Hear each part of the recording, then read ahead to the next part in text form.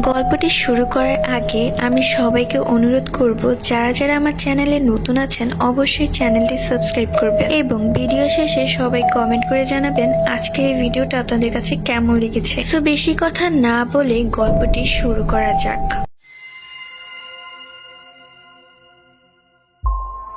মেঘলা দিন দিন বড্ড বেশি রাগী হয়ে যাচ্ছে। কারো কথাই তার ভালো লাগে না, সবাইকে তার বিরক্ত লাগে, এমনকি তার বাবা মাকেও। বাবা মাও তাকে নিয়ে বেশ চিন্তায় ছিল।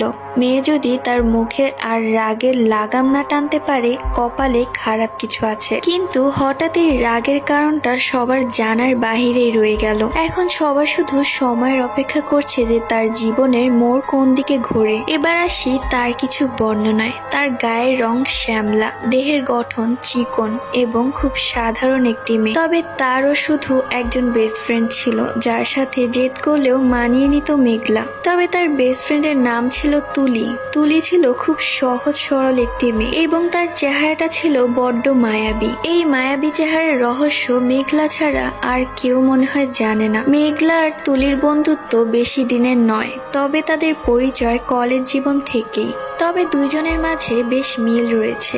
এইচএসসি পরীক্ষা শুরু বেশ কিছুদিন আগেই মেঘলার সাথে কিছু আজব ব্যাপার ঘটতে শুরু করে। সে বুঝতে পারে তার আশেপাশে কেউ আসা যাওয়া করছে।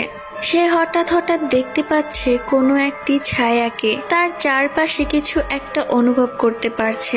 যখন সে একা একা ঘরে বসে থাকে, হঠাৎ এক মৃদু বাতাস এক সুগন্ধের সাথে মুখে আসা চুলগুলো সরিয়ে দেয়। গন্ধটা একটু অন্যরকম, যা বলে বোঝানো যাবে না। মেঘলা মুগ্ধ হয়ে যায়। তাদের দোতলা বাড়ির নিচে একটি বাগান আছে। মেঘলা ভাবে হয়তো সেই বাগান থেকেই গন্ধটা আসে। মাকে জানানোর পর মা বলল এটা নাকি তার মনের ভুল। মায়ের কথা শুনে সেই ব্যাপারটা নিয়ে মাথা ঘামালো না। পরীক্ষা সামনে চলে এসেছে, মাথায় পড়ার চাপ।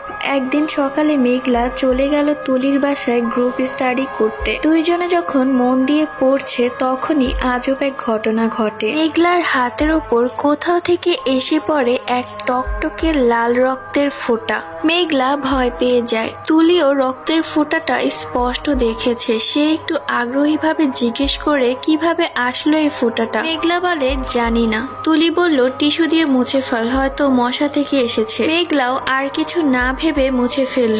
তবে তার মনে ঠিকই চরকা কাটতে থাকলো ঘটনাটা। বাসায় আসলো, তারপর তার মাকে জানালো ঘটনাটা। তার মা হেসে বলল এইসব আজব জিনিস তোমার সাথেই হয়, এগুলো কিছু না। তবে মেঘলা বুঝতে পেরেছে কিছু একটা ঘটেছে তার সাথে, কিন্তু কেউ সেটাকে বিশ্বাস করতে পারছে না। কিছু